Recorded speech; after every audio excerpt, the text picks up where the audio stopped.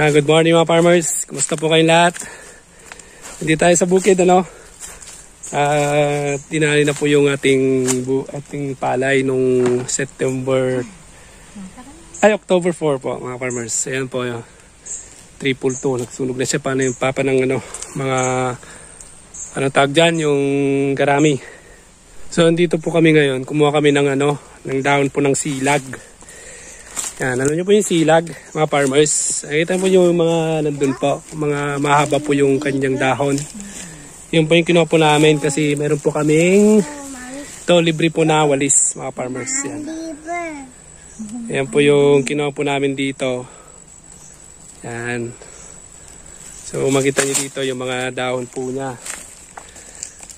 Ito po yung dahon po ng silag po, mga farmers, no? Yung ito po yung dahon po niya. Kapag namumunga po ito, may ang tawag dun sa bunga niya. Silag din, ano? Ayan, mga farmers. So, piknik na rin kami dito. Ayan po yung ating nagawa pong walis. Libre po na yan, mga farmers. Matagal po yan mapudpud.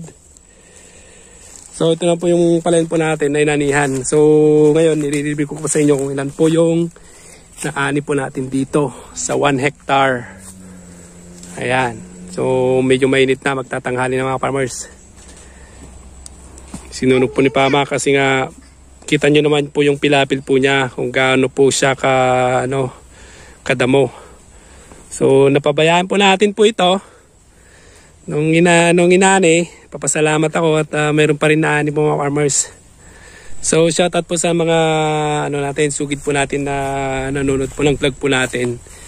So, dito po sa farm, yung pong nagsasabi po ng tungkol po sa ito po rice field po sa mais po meron po kasi nag-comment dito po sa amin at mababa daw po yung kanyang mababa daw po yung inani po namin dun sa 127 na 2 hectares po na mais. So masasabi ko lang po dun diyan po kasi sa inyo, alam ko po sa inyo dito sa part po ng Isabela, maganda po yung lupa po diyan, patag po.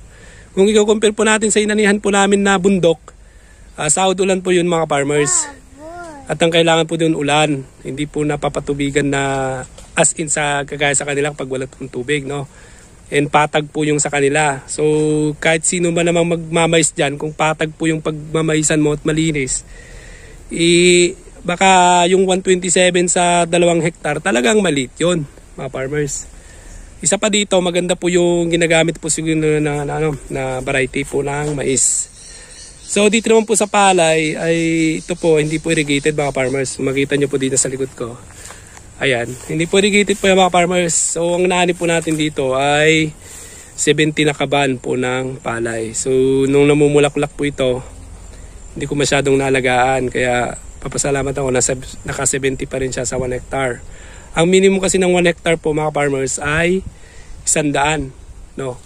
Yung mga iba pa nga, yung maganda talaga, 1 hectare po nila, 280 yung inaabot po, no.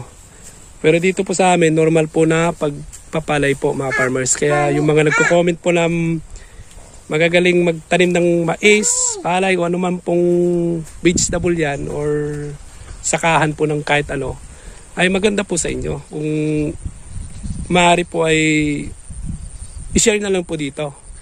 Pwede nyo po i-comment po dyan ano po yung mga gamit yung foliar, insecticide, pesticide, o pangdamo. Pwede nyo i-comment dyan. Huwag na po kayong mag-ano sa akin. Kasi ako po ay normal lang po na mga farmers na nagtatanim po ng mga palay, mais at mga gulayan. So yan mga farmers, na-explain ko na po sa inyo. Ilan po nung inani po natin, 70. At ang average po nun mga farmers ay nasa 50. Magaan po mga farmers yung kwan po natin, 3-2 natin. So yan, hanggang dito na po mga farmers. Hanggang sa muli po. Bye bye.